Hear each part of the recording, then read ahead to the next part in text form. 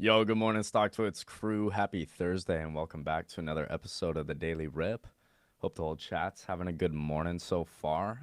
We had some more data come out this morning. Things are moving again, so a little bit of a crazy pre-market. I hope everybody's being safe, especially if you're trading futures right now. You got to be careful in this type of range with this data coming out. But Shy, how we feeling about the day, getting into the end of the week here? I mean, I'm shocked a little the market's not reacting poorly to Trump's comments about our response to the tariffs. They're coming later today, and it's going to be pretty impactful. Market's not caring at I all. know. So I thought the same maybe thing. we're just getting used to not his BS, his bluff, or like the high stakes poker game where it's like not much is going to really change. We'll see. We think it's going to be a bluff. But yeah, other than that, encouraged. TTD is kind of putting a dent in my portfolio bid. Luckily, it's a small position, but it is what it is. That's earnings season. Sometimes you have the winners, sometimes you got those losers. Yeah, no worries. Well, let's get into the daily rip. Let's recap what we had from yesterday and get ready for the day, as always. Here's the heat map. So a lot more red on the heat map yesterday. Energy, there's no green there. So really red in energy. Amazon, 1.65% red. Nvidia, 1.25%. Not too bad at all, but definitely seeing some red across the board in tech there. But AVGO holding on. Apple holding on strong. Uber had a great day. So definitely some names catching a bid. CVS up 14%.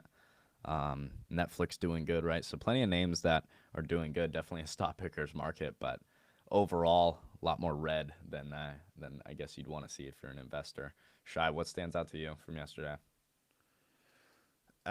First off, Apple. That was a surprise. It's bouncing back a bit. And Tesla was almost oversold on the daily charts. It was almost at that 30 level in the RSI. So nice to see it recover. Big tech, yeah, big tech's just like not the place to be right now, and you're kind of seeing that a bit. I'm hoping Amazon breaks 200. Like I have a fat limit up like in place for Amazon if it breaks 200. Like I want this to be a major position for me. So I bring on the blood. I am waiting for it. It's been fun, man. I'm not necessarily hating it. So Yeah. let's move on and see what we got. Inflation inches up, raising market fears. Month to month inflation readings were put aside as investor focus during 2024 as fears of labor market weakness and a slowing economy took center stage. However, we've discussed over the last several months that the job market and economy have remained resilient, halting inflation's downward progress in its path.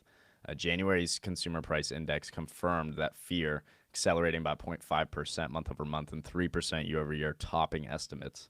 Core CPI rose 0.4% month over month and 3.3% year over year. Shelter costs remain a sticky situation, this time with lodging away from home prices rising 1.4% and driving a 0.4% increase in overall shelter inflation.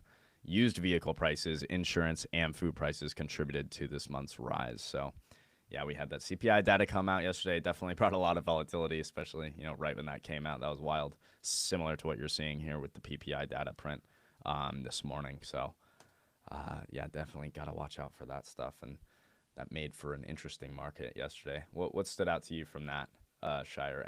Any thoughts about that? It's CPI's hot. PPI came in hot as well. I do think it's a little misleading yesterday's CPI, and the reason I say that is it wasn't it wasn't as hot as you would think. There's a lot of more of a nuanced story to that CPI print. I think the primary driver was egg prices. They surged due to the avian flu, so the bird flu. So I do think like that's more of a supply side disruption, not an economic inflation issue. I do think auto insurance continues its sharp climb. Again, that just feels like a supply issue, not really an economic issue. These aren't like demand driven pressures that might signal that we're overheating as an economy. So I think there were a couple nuance points like that in the CPI.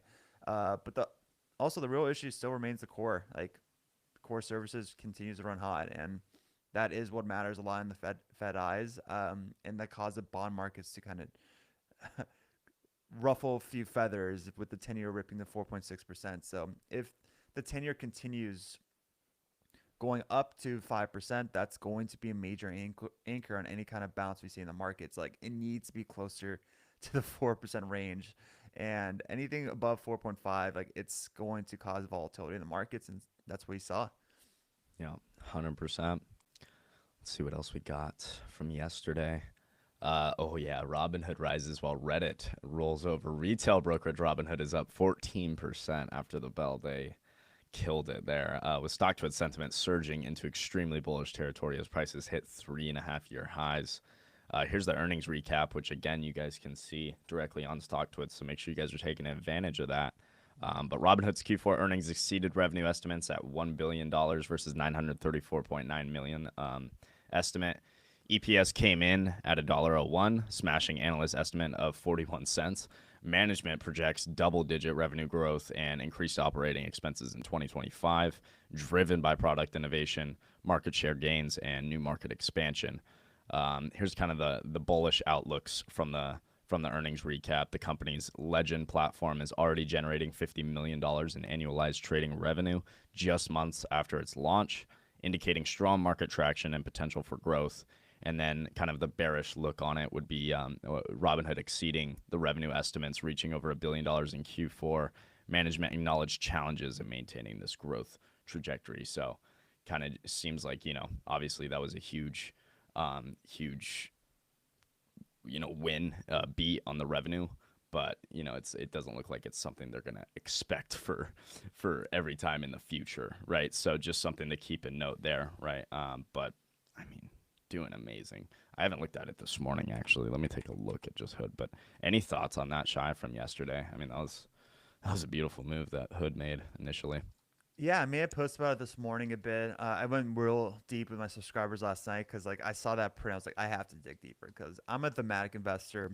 I'm bearish on the fintech space, but if there's one name to own, it's clearly Robinhood, and they're disrupting something. And I had to dig into it, and I was like, whoa. They kudos to Vlad. I mean, that that print was what he's done to transform Robinhood is a great case study going forward of like what to do to buck a narrative. A couple years ago, it was just the GameStop fiasco. I thought Robinhood was gonna be dead in the water. Like who can trust their brokerage with hard-earned dollars into their platform? And you're clearly seeing a massive sentiment shift. And I think Robinhood was once a business dependent on transaction based revenue and order flow. Essentially, they're weaponizing volatility for their own gains. That was them a couple years ago. Now they're kind of turning into a more diverse ecosystem that's subscription driven that will be reducing their exposure to the market volatility. So there's going to be more of a recurring revenue nature to it. And I think they're becoming that financial ecosystem that a lot of the other fintech players are kind of hoping for, like SoFi specifically. Like SoFi's mission from the get go was always being what Robinhood is doing today, being that financial ecosystem for the Gen Z millennials, and their messaging was always that, but their execution didn't reflect it. Robinhood's execution reflected it, and that's what you're seeing right now. Like they're just their growth is insane. Their crypto trading volume is surging like 700% year over year. Their gold members are now at 2.6 mil, which is like a 90% surge year over year. Like you're seeing the proof in the numbers. Like they're voicing it, but they're backing up with execution. That's not SoFi's voicing it, but there's not a similar execution that Robinhood's doing. So that's why I give kudos to Vlad. Like he changed the company, and if you believed in his vision a couple years ago, you're bearing fruit right now. 100%. Let's see what else we got. Um, oh, Reddit. I forgot. It didn't look like it changed. My bad. I was like waiting for it to change. Yeah. Reddit didn't have the same luck, falling 14% after the bell, so Reddit didn't do so good at all. But I imagine still, after IPO, it's still up crazy amount. But the Q4 EPS of 36 cents and revenue of 428 million exceeded estimates of 25 cents and 404.88 million respectively. However, full year 2024 ended with a net loss, and cost growth remains a factor to monitor. The bullish outlook is advertising revenue growth grew 60% year over year in quarter four, exceeding expectations. And then the bearish kind of looks from the earnings recap would be the Q4 saw Google search algorithm changes impacting traffic, although it has since recovered. I don't really think it's too bad, to be honest. I think that can be pretty easily fixed. But Shy, any thoughts on Reddit and the move it made? I feel like this is kind of I feel like this is kind of, I don't know, a little Peop overdone. You see, it's actually bouncing back significantly here in well, pre-market. people are freaking about the daily active user miss. I think that's why I Yeah. feel it looks toppy, especially at the growth it was experiencing last year. But like, I think people are missing the bigger picture. Quality of data is going to be such a currency in the next couple of years. And out of all the platforms out there, Reddit by far is the tier one quality of data, especially the sentiment of their data. Like people don't, you can, the bots can't go on Reddit. Their advertisers can't really pitch products there. It's pure actual insights from users, and you got a great read on sentiment. And if you have high quality data that's actually sentiment driven, feed it into the AI models, the outcome will actually be a lot more, the insights will be a lot more actionable because the quality of data is like chef's kiss. That's what the advantage is for Reddit right now. And that's why their like data licensing business is flying off the chart because they're finally utilizing their like vast data archive into a high margin asset in this LLM arms race that we're seeing right now. And they're perfectly positioned for that. So I do think that I don't know how long it's going to last. Like, I do believe right now there's a lot of juice to be squeezed. And it's not just the AI models, you're seeing it in the entertainment studios as well, where a lot of these times, these studios like Netflix, Apple, um, Sony, Lionsgate, Paramount, like when they launch a trailer or when they launch like a news headline for a new IP, they have to give a sentiment read to the studio execs, the showrunners, the movie runners, on like what the people's reactions are on that IP release or that trailer, and whatever it is, the sentiment read, it dictates their future campaign behavior, and a lot of the product like the sales and marketing that happens post production is dictated on a sentiment read from the audience. If the sentiment read is like meh or it's kind of trending lower, they're going to spend less money on marketing campaigns. So the quality of data is vital for that because we're talking millions of dollars. That's Reddit. Like Reddit, that's what the studios and the entertainment industry use right now. Pre I like as AI is just getting started. Like once they infuse AI models into their own like decision making because DeepSeek essentially opened the playbook that it's going to be really cheap now to have your own LLM. I think Reddit's going to be even more valuable. So like that's why I'm referencing like them as like the sentiment data read, feeling these AI models, and people like roll their eyes at, oh, Reddit's an AI play. Like come on, like I just explained why. It's the quality of data, the sentiment read on the data. That's vital. It's just like you can have a Porsche, but if you put shitty oil into your engine, it's not gonna be as smooth. It's not gonna be as efficient. It's the same thing for AI models. The data is everything for it. It's the fuel for the AI engine. Higher the quality, the better the outcome. I agree. Let's see what else we got. Today's top economic data. We already talked a little bit about PPI. We also had initial jobless claims and continuing jobless claims that came out. Datadog is reporting earnings this morning. Palantir Tech, I almost said Palantir, Veru, PG&E, Deere, CyberArk Software, and Crocs. God, Crocs has always been an interesting chart. I've never traded it, but I've always kept an eye on it. Kind of cool to watch. It did really well. I don't know if it was last year, Shy, or maybe the year before. I forget, but it was ripping for a while. After hours earnings today, Coinbase, Roku, DraftKings, Airbnb, Twilio, Palo Alto, Applied Materials. So a lot of big names still. Again, earnings season is not over, even though a lot of the big companies are kind of over with. But we still got Nvidia coming up, and a lot of these big companies that we watch every day, Coinbase, Roku, those are definitely on my radar. So, Shy, what are you watching? Uh, I mean, I flagged to the subscribers last week. I'm worried about Datadog. I really, really am worried about Datadog, and not just entering this print, their long-term stance on the premium uh, that they currently have right now. where they're more expensive than Snowflake. Like I've been very vocal that Snowflake is undervalued, and I use Datadog as a great reference for that because Snowflake's ceiling is like miles higher than what Datadog's is. And although like Datadog does have a great product right now in observability and it's adopted across the board by Fortune 2000 companies, I think that's one of the like, observability is going to be one of those segments of AI that segments of the data ecosystem that will be disrupted from AI. I do believe that as AI applications get more and more sophisticated in the agentic AI world, they're going to start integrating observability directly into the code. So you don't really need third-party platforms like Datadog to prevent yourself from overspending on the cloud because that's essentially what they do. They make sure as you migrate to the cloud, you don't overspend. I think you can duplicate that into the code. And now, what's Datadog going to do with their premium that they offer in the observability space? Like, it's gonna mount to margin pressures. It's gonna mount to slowing growth. Like, I'm not saying that Datadog's gonna go to like a zero, but I'm just saying like I don't think they're gonna have a premium valuation anymore. And that guide from this morning, like I know they're notorious for like sandbagging, but that was a margin miss. Those are margin misses, and that's alarming. That's essentially a pre-read on pricing power, and it feels like they have to underprice themselves a bit to incentivize their products. And I'm wondering if my thesis is correct on like a lot of the code that Datadog has on observability is getting duplicated, and that is what I'm referencing, like the AI tsunami. Like it's that whole space and software is going to get consolidated eventually, like rapidly. This year, maybe next year is gonna be the low hanging fruit where software across the board would do really well.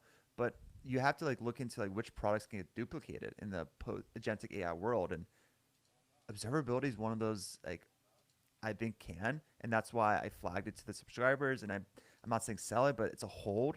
I wouldn't buy it unless it's like undervalued. And even right now, like down 10% pre-market, it's not undervalued. So I could be wrong, but that's my 2 cents on Datadog, and it looks like the guide is. I have to listen to the conference call again still, but that's a worrisome guide. Yeah, I'm with you. Reminder: you guys can listen to all those calls on the StockTwits platform. So just reminding you guys, take advantage of that.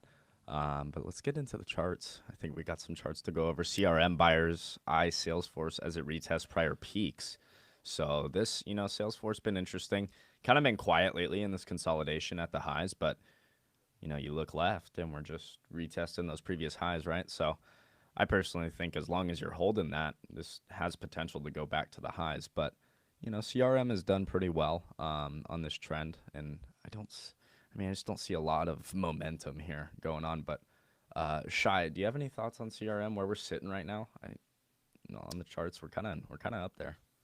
So CRM is also not Salesforce specifically, but CRM's customer relation Hmm. the whole space will also get disrupted by AI agents. It's going to get consolidated.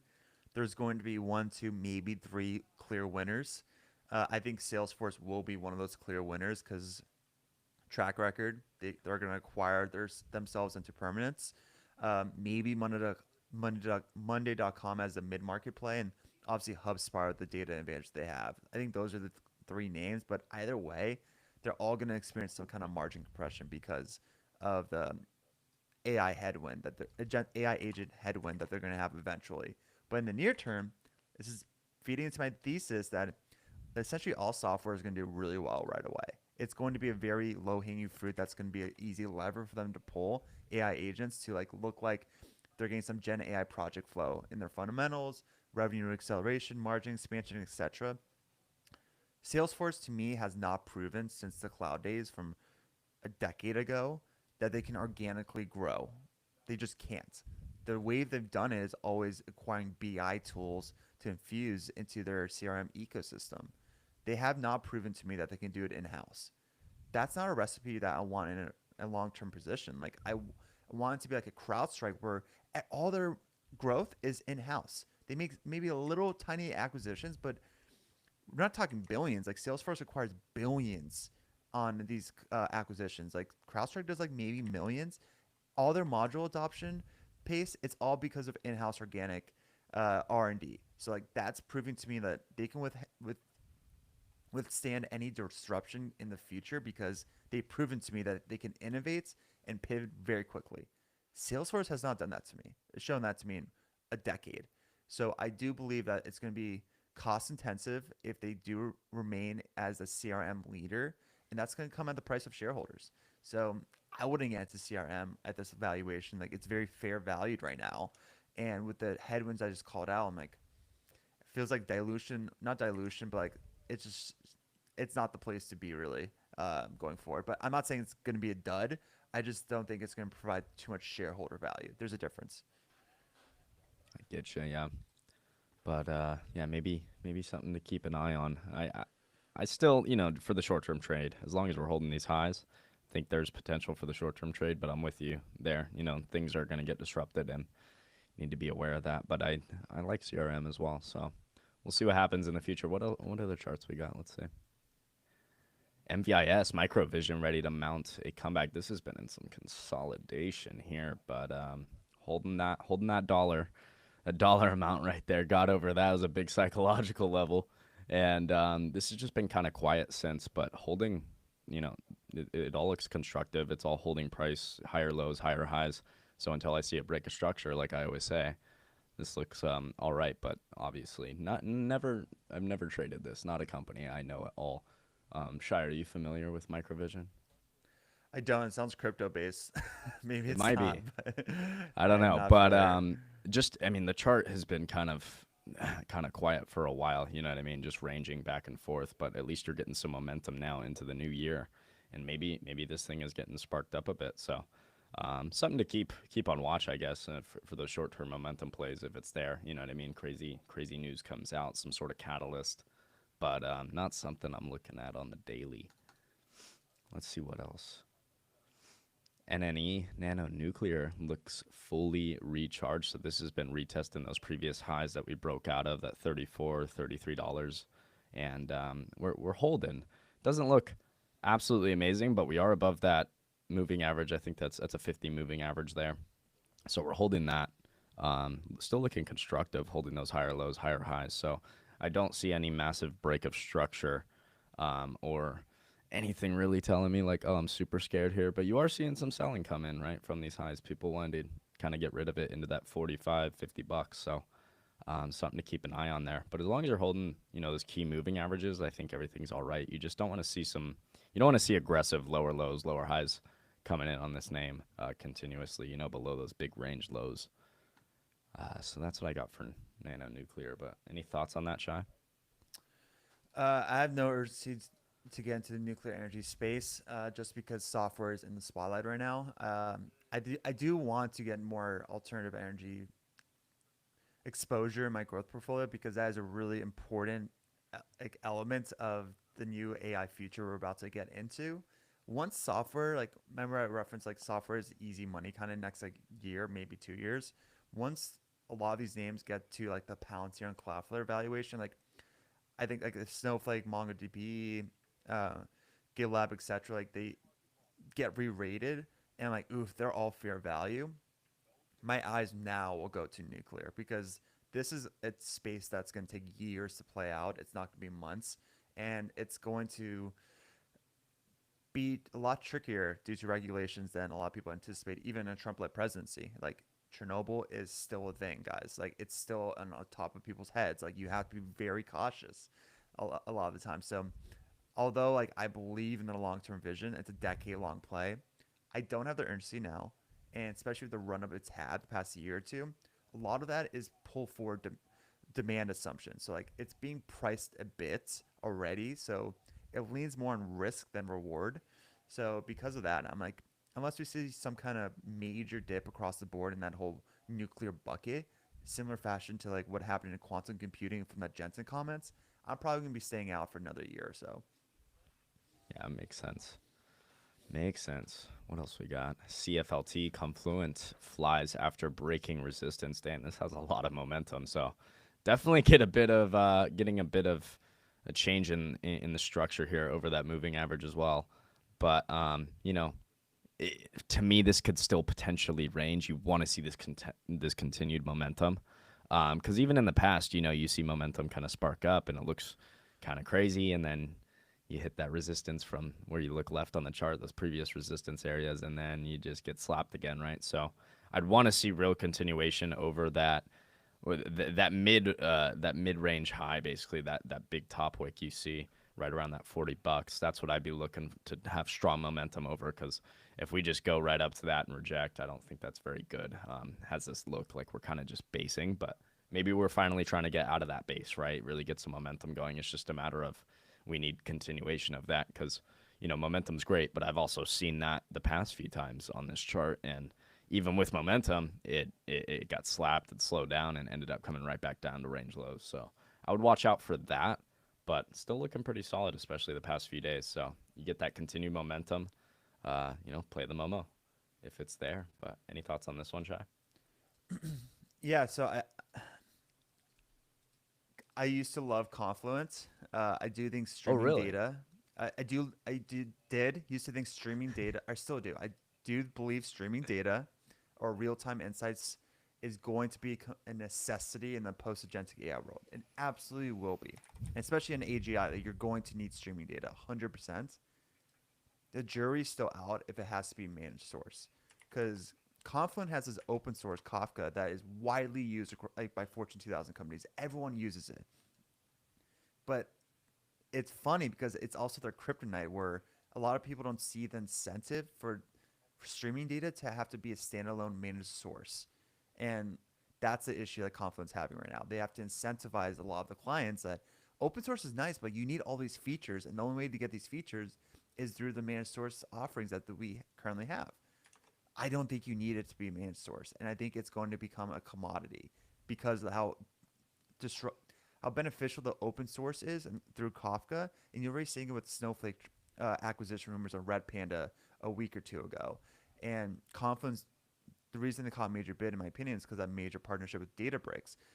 But nothing about yesterday, their earnings this week indicated to me that it has to be a standalone service. I do believe that it's not going to be like a re-rating that a Cloudflare had or a Palantir had a couple quarters ago. It's purely a catch-up trade where it was lagging for a bit in the software balance that we've seen the past couple of months. Now it's also breaking out that multi-year base, and it's more of a technical trade. But I don't think it's going to be a re-rating where they're going to be rated as a stage 2 AI winner. I think this is going to be one of those companies that I'm not seeing any proof of them being a standalone service in a couple of years. It's going to get acquired. Who knows by whom? But I just think that the 30% move you saw in their earnings was just a catch-up trade. It's not a re-rating for stage 2 AI dominance. So be cautious of getting into this current valuation right now. Like, there's not, they don't even qualify the Rule 40 score. Their Confluent Cloud is picking up steam, but I'm not seeing anything that's going to prove that they're going to be here in a couple of years as a standalone service. I just don't. Yeah, I get you. Well, we'll see if the momentum continues. Roblox retesting former breakout zone. This has been getting some momentum for sure, trying to get that change in the structure. Again, classic. We see a lot of these charts when we look at chart art here, where we get that downside and then things really quieted down where we just ranged back and forth, right? That accumulation, and now we're starting to actually get some moves to the upside here. So I like the momentum. Doesn't mean it's going to keep going forever, right? But I think you play it day by day here, kind of, and it's a matter of, right, you get a real change in the structure here. You start making some aggressive lower lows, see some real aggressive selling coming in. Maybe you look to get rid of her, but this thing's been looking great since the low. So I think we could absolutely go into the next resistance highs. Well, we just rejected, though. If you look left, we just rejected that area where we sold off previously. If we can get above that, I mean, I see that next zone they have drawn into $100 there. That's the next spot I see. So maybe you get this continued momentum, maybe not. Overall, though, Roblox has done pretty well from the lows here. But any thoughts on Roblox, Shy? Something I doesn't feel like pass. you don't like it. Something doesn't pass my sniff test Yeah, fundamentally. Like, I I think thought so. there's something weird with their books. There really is. I can't pinpoint it, but when it doesn't pass my sniff test, like, I could be wrong. Obviously, it's all intuition what I'm referencing right now when I look into their numbers. But why bother when I just don't trust what's being communicated in their balance sheet or their actual books. So this is one name I just like put in the bucket of like maybe too difficult to like really comprehend. Like some you don't have to love every stock. Like there's stocks that or hate every stock. There's some stocks in the middle of like doesn't pass my sniff test. Like it makes sense on them having a major lane in the future digital economy, but I just I don't understand it right now. Like on what how to value them, why they're reporting certain line items as certain line items. Like that doesn't make sense to me. And the commentary from the management is like very corporate BS. Like it just it's a weird stock to me, and that's why I've really never touched it. Yeah, I get you. 100%. We got this market opening right now. It just opened up. So keeping an eye on that. ITB construction stocks looking a little toppy. There's the bell. Let's go. This is testing that $100 area, so big psychological level, but definitely looking a little toppy. This is one of those charts where it's like, okay, we've looked at a lot of charts today, and this definitely has a little more aggressive selling look to it. You know what I mean? You're really starting to make some lower lows on this daily chart. If we get under that $100 as well, that's going to be another lower low, which wouldn't be great here. And just the candles themselves, they look more aggressive to the downside, but doesn't mean for sure we're going down, right? We're testing that big moving average. That's a 200, or no, that's a 100 moving average there. So I would expect a bounce out of this area, especially again, psychological level of $100 is big. But the selling doesn't look super great in my opinion. You're getting those lower lows starting to form on the daily from that consolidation. Now, whether we actually break this trend and get real lower lows forming on this trend, we'll see. Maybe we'd go test that 200 moving average. But I don't know, not looking amazing to me. What are your thoughts, Shy? ITB? I've never even heard of this stock before. Construction. Oh, it's a construction Yeah, ETF. I mean, Zillow had a really bad print, so they I did. assume there's a good read through on construction. But real estate is just like one of those like phenomenons. I just like what's happening. Like how it's shocking that it's just sticky. The home prices. I get it because rates are higher. So like a lot of folks are locked into homes that are 2 to 3% interest rates, and like they have no incentive to leave because the next best interest rate is 6 to 7%. Like that's a 3x nearly on what they're Mm-hmm. paying right now in interest expense alone. It's like you have to if you move out of your home right now, there has to be a really great reason to do that. It's not saving money because you're gonna get fleeced on that interest expense. So we're in a weird position in real estate. And I think it's this construction kind of feeling the effect of that. Yeah, gonna be interesting. We'll see how it goes. I think that's it. Yep, that's gonna wrap it up for the charts. But if anybody in the audience has some charts you want us to look at, feel free. We'll take a look at them. Drop them in the comments. I know our boy Matthew always wondering about Gurr. I'm gonna bring that up real quick because I think that's been catching a bit again recently. Yeah, it has actually. That dip got bought on Gorilla Tech, and I think it just made a new high as well today. So nice there. I mean, again, like not a name I'm gonna trade personally, but like the momentum's been crazy, man. And I mean, trade the trade. I don't. This isn't something I'd be investing in. I don't think, but you know, play the Momo. I think it's great. It's an awesome play, but I don't know. I don't know where this wants to go. We just made highs, and we're actually rejecting those highs right now. We'll see how the day closes up and whether or not it's an actual good day, or we just peeked our head over the highs and want to come right back in, fill that gap. But I mean, can't really complain. Gorilla's done great, so good stuff there. And then Q's ripping right now. Nasdaq is taking off. ES kind of taking off. Tesla 348. Jeez, that I'm shocked that 326.50, man. people aren't like freaking out over that tariff conference this I afternoon. know. To be honest, I'm with you. I saw that. I saw that last night, and I was like, we're gonna wake up probably down, and we're just ripping right now. So NQ definitely looks stronger. ES is much weaker. Not popping really off this relative to what Nasdaq's doing. You've seen that a lot lately. Everybody should keep aware of that, especially, I mean, if you're trading futures. ES is, I mean, they always diverge slightly from each other, but I mean, it's been significant lately. At the beginning of the week, I remember opening up. It was a Monday or Tuesday, and we opened up, and ES was just tanking, and and Nasdaq is the complete opposite. You know what I mean? We see that from time to time, but usually when I see divergence between the two assets, it's like, oh, Nasdaq broke this high, ES didn't. It's not usually like they're doing complete opposite trends, but something to keep an eye on there. I mean, Trade Desk is bleeding, Uh oh. 32% now. I'm trying to find where the near-term bottom's gonna be. That's a fat candle, though, if I've ever seen one. Yeah, it's not looking amazing. Ooh my gosh, that is a huge gap. That's It's well deserved though. Like that was a fuck up. yeah, that is massive though. 27%. Jeez. Uber. Trying to hang on. Uber's done really well lately. Yesterday had a killer day. Today it's kind of having an inside day so far. I would expect a bit of a 50% retracement of yesterday's range on that 77 bucks. See if we hold that.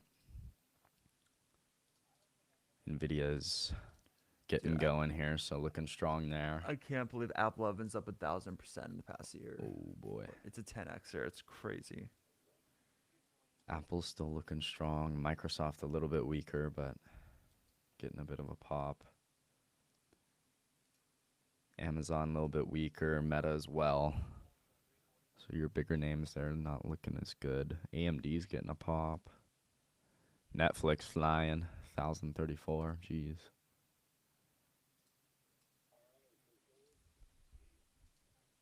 Oh, gotcha. We'll go on Bros. All right. Dutch Bros, huh? Let's see here. Never traded Dutch Bros. Wow, huge gap up. This is from earnings, huh? Yeah, they just had earnings. Pretty big beat. I mean, can't really fade an earnings move like that, but also nothing I'm gonna do with that, right? I usually would give it a 3-day rule type of thing where it's like, okay, after earnings, unless you're getting real continuation of this move and real momentum, I would give it at least 3 days to kind of cool down, let the IV drain out, and just let it do its thing. But I mean, Dutch Bros is killing it, so love to see that. I love Dutch Bros. every time I get a chance, I go, but I never get the chance because I don't have one around me, so it's rare. I mean, I tried going twice with my fiance. It is the fattest line, and I just can't. Really? Can't wait. It zigzags. Out in LA? Yeah, That's when we go crazy. to OC because it's very OC Orange County heavy. Yeah. Yeah, dude, it's got something. Like I still haven't tried it because it's just so stupid expensive. I almost want to take a trip to the desert just to have an excuse to stop at a Dutch Bros to try it, but it's got something. It really is. Yeah. Let's see what other tickers we got. Cyber. Oh. Let's see. Uh-oh. 400 bucks. Jeez, big psychological level we're sitting at. Another name that gapped up. Looks very similar to Bros on the day, but this thing's been running, man. Doing really good. I don't know who's invested in this, but if you are, it's been killing it. Nothing bearish that I see on the daily at least, but again, I don't know much about this company. Just had earnings there. Looks like it did decent on earnings. But I really don't know much. I would say, in terms of the chart, follow the trend, man, until you get a break of structure, until you get a change in this trend.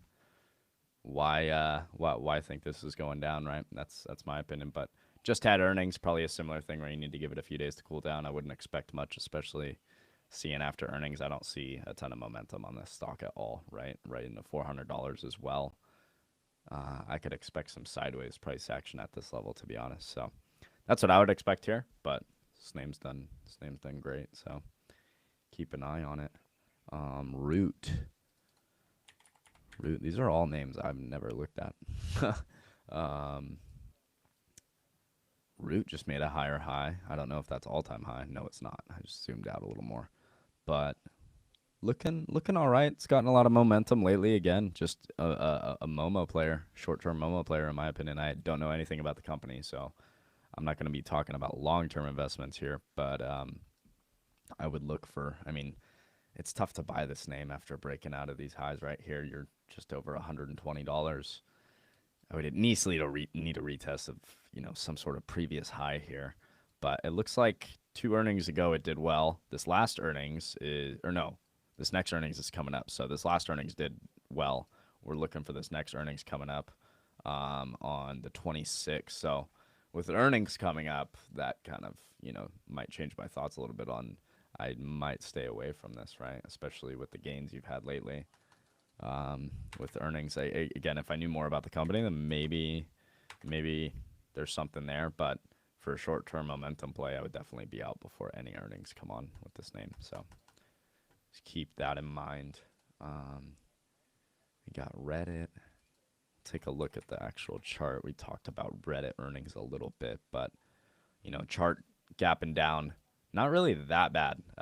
If you look at the gap down, we're right into that $196, getting a bounce so far. I definitely think this name could come in more. But I mean, not looking bad at all. If this name were to sell off more though on Reddit, I would like to look for those previous range lows, which is around that $150. Just that previous consolidation range that we broke out of to the upside. If we want to get any like real kind of correction coming in, I would expect to see that range come back into play and those lows come back into play. Obviously, you have that gap way down there at like right at $100, all the way down to what was that, like $80. We're nowhere near that, so that's not even really a conversation yet. But the closer and closer you get to that, the more worried I would get that you want to fill that, because strong stock with a gap like that, if you want to stay above it, you're generally not gonna even get close to it. You can see after we made that gap, we did pull back, but Reddit didn't even go down to the gap like highs right there, right? It actually higher load from that area. Price wanted to go higher from there. So anything getting close to there, I would be a little worried about Reddit just to fill that gap. Let's see, Nvidia.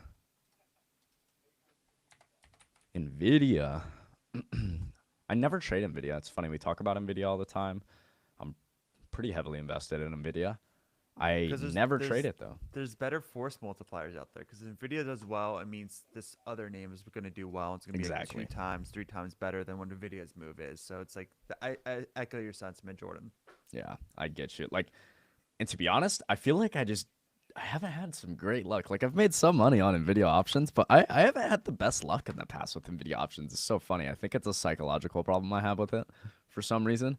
Don't know what it is. So Nvidia is one of those names that I've left alone and just like, hey, I'll long term invest into that, and I'll any opportunities that I can use Nvidia to kind of help me make money on another asset, then that's what I'll do. You know what I mean? Because Nvidia was leading the market all last year, so we were definitely using it every single day, trading NQ, right? I mean, basically where Nvidia went, Nasdaq would go. It's kind of like Apple and Microsoft. Where Apple and Microsoft go, you're gonna look for SPY to kind of follow that sentiment, right? So, yeah, that's kind of my thoughts there. Let's see the chart on Nvidia though. I know things have been consolidating and really just not doing much.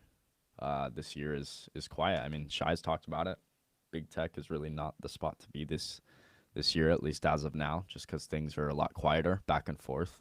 There's a whole lot of uncertainty, right, with everything right now. Tariffs, new president, like people are kind of freaking out. So not much going on, just sideways price action.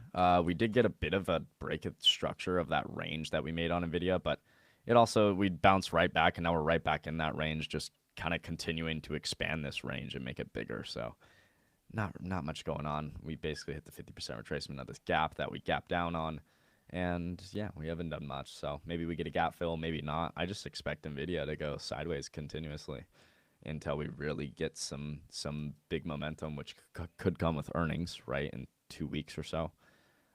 So if we see something special with earnings, maybe that gets spicy and we get a crazy move, get a move out of this range. But I just can't really expect much from Nvidia lately, and it's not something I'm trading.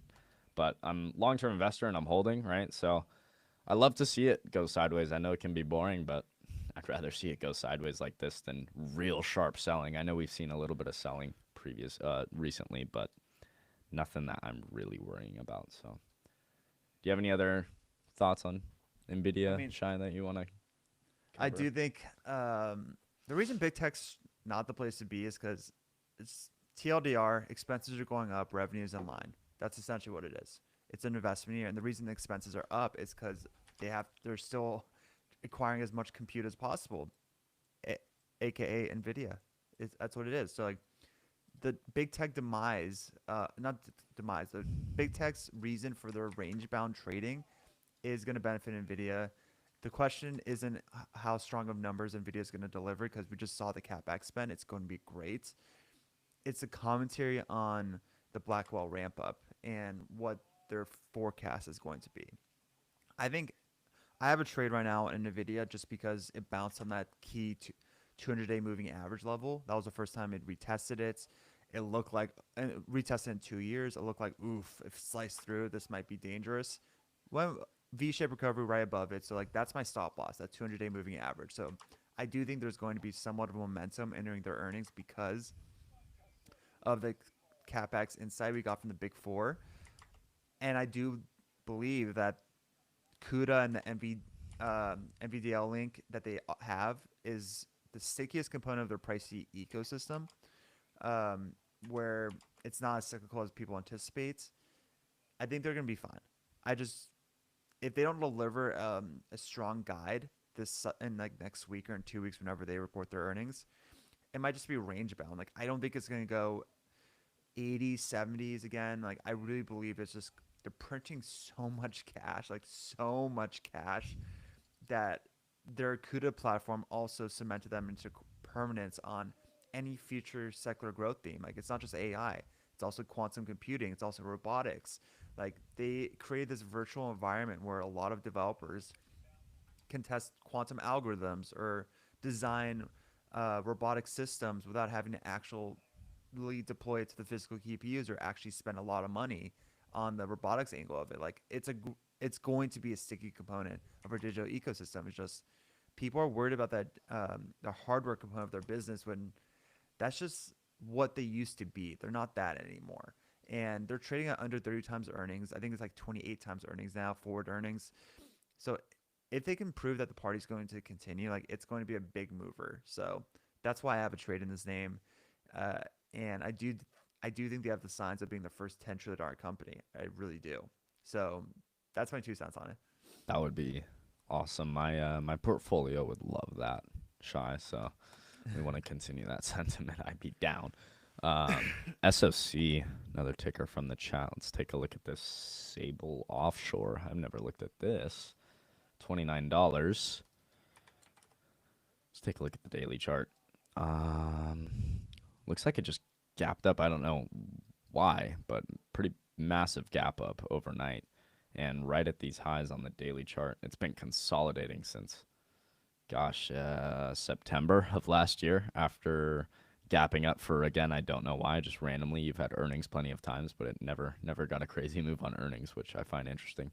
So getting these random weird gap ups, which I don't necessarily love, even though it is to the upside. It's just like, I wonder why. Obviously, if you know why, then you can play off that or whatever. But um, I would need to, know why that's happening. I'd rather see that on earnings or something. But this name has just really been consolidating. You peeked your head over the previous highs recently, rejected, came right back down. Now we're getting bought up from that, gapping up.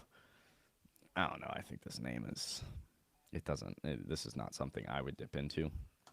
But of course, I don't know the long-term thesis with this name at all. So make that decision for yourself, in my opinion. But it's got a crazy gap on it. I wouldn't really look for this to continue unless I see real momentum, personally.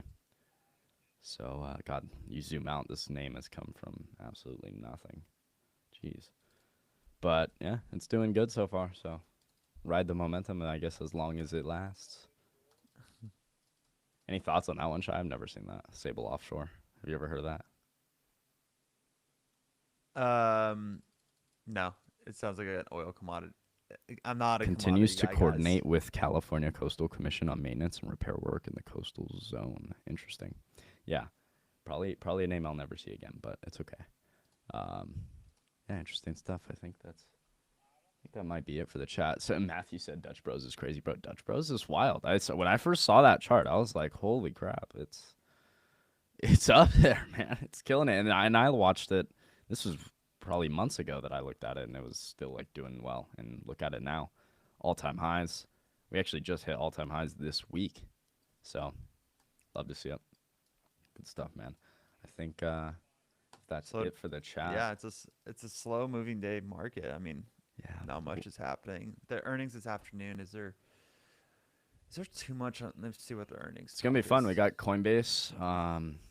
What we went over them earlier. Oh, my earnings hub is like backtracked. Here we go. Yeah, Coinbase, PanW, Airbnb, DraftKings, Roku, AMAP. Gonna be fun. Twilio. So Yeah, again, watch out for those guys if you're invested in any of those, or have short-term trades on any of those names. Watch out for those earnings because it might make or break your trade. So be careful. I mean, yeah, this afternoon it's interesting because like we just talked about Robinhood's crypto volume, like it went bonkers. Is that at Coinbase's expense, or is that just the whole market is high tide raises all boats? Like it is a great time to be a brokerage in the crypto markets. We'll find out. DraftKings Super Bowl, obviously, so they're going to probably throw some Super Bowl commentary. It's not going to reflect in their earnings, but they're going to throw some commentary out there.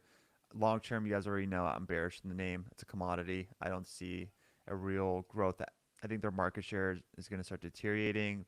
Margins are going to start compressing once bigger players enter the space, once it gets federally legalized.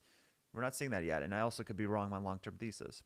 Roku, again, CTV was very weak for a trade desk. Is that because Roku's gaining market share?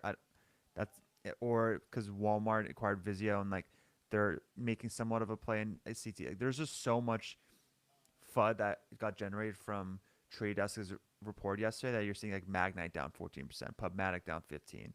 I don't know what going down that much, but like Roku, we'll get some insight if maybe Roku's benefiting from the Trade Desk demise. In Palo Alto, I mean, platforms platformization, like that is the key theme for the next couple of years in the software space, and you can't just be a standalone product anymore. Like you have to incentivize some kind of ecosystem around it, especially when the AI agents is going to create an AI tsunami. So like Paul Alto is trying to get ahead of that narrative. Like a couple quarters ago, they had a really weak billings 2 quarters ago, and I forgot what happened last quarter. I think it was just ran up into their print. So like it was a good earnings report. It was a good earnings, but like valuation was getting up there. So that's gonna be a really interesting one to see, and that's also one of Nancy's favorite cybersecurity companies. So um, they are heavily dependent on government relationships.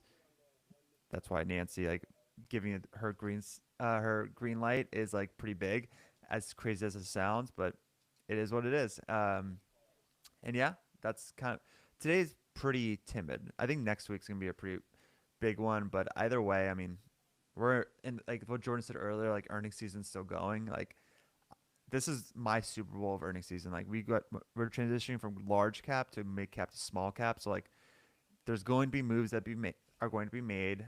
Like trade desk is down 30%, for example. Like that's a massive move. Am I adding? I don't know. I will see. I shared my accumulation zone with my subs, but like I don't even know if it hits that level if I'm gonna add. Like I really am worried that was a thesis breaking quarter. I kind of want to wait to see another earnings report, but either way, I also have a 12% cash position right now. So like it's trade desk is now. I just checked my portfolio. It's down only a 2% position for me. So I'm like, oh okay, interesting. Like Jeff is a goat of a CEO. Like I have to give him a benefit of doubt. Like maybe this was just something happened behind the scenes that he can't share because his commentary on the call was absolute corporate BS. It just was. So I want to see maybe this was the one off. If so, next earnings report might give us more visibility, and this might be a great buying opportunity. Or is this the beginning of their premium valuation eroding a bit because of competition? And that's a dangerous game to play because it's pricey stock. Technically, it's broken down. It's in stage 4 and it's going to continue going lower into a specific range. And I don't think it's going to be a V-shaped recovery after that earnings report. It's going to be at best range bound for another couple months. And because of that, like I don't feel the urgency to add this dip because me, like a lot of the analysts on the street, probably this was worrisome. This was a like, and also first major miss in 33 quarters for trade desk. So like that's why I'm giving Jeff the benefit of the doubt. But I don't know. When you see AppLovin up 35% today and trade desk is down 33%, that's a gut punch right there because clearly that's the ad tech name to be in after being up 10x in the past year, where trade desk was always a premium valuation known as a safe play outside the digital wall gardens. And now the thesis is cracking a bit. I'm like, oh fuck yeah, I should have just gone to AppLovin. Life would be a lot Should easier. have just got into AppLovin, man. Well, it's okay. You'll find another AppLovin, Shy. You'll find Yeah. another. It's okay. All right, y'all. Well, it's been a great morning. I hope everybody has a great day trading. Be safe. There's been a lot of data this week and a lot of just crazy talk. You know what I mean? Trump will come out and tweet crap about tariffs, and then it's like, oh my God, your shit can happen quick, right? Like your positions, just make sure you're sizing correctly when volatility is there. I've said this multiple times, but I really think this is the year where like so many day traders are gonna get absolutely cooked, just because I mean, there's too many traders that are gonna try and size exactly the same as they have been all last year, and I hate to break it to you, you can't do it. You just can't. If you were sizing, a big position in this last year, you're just not sizing the same. At least you're not risking the same amount. You're not right. You're not going to be risking a similar amount as you used to. So just understand the risk you're taking in this environment that we're in, because it can screw you over really quick if you don't realize, oh, I maybe need to size down because volatility is over 20. I need to I need to chill. Maybe I shouldn't be trading as many contracts as I was a few months ago, So just be careful out there, y'all. It's better to survive than try and make a bunch of money and end up blowing all your accounts doing that. It's not worth it. Just survive and play the plan. So everybody enjoy the day. We appreciate you. Make sure you guys are liking and subscribing on the Stock Twitch channel. And we'll see you bright and early for FAFO Friday.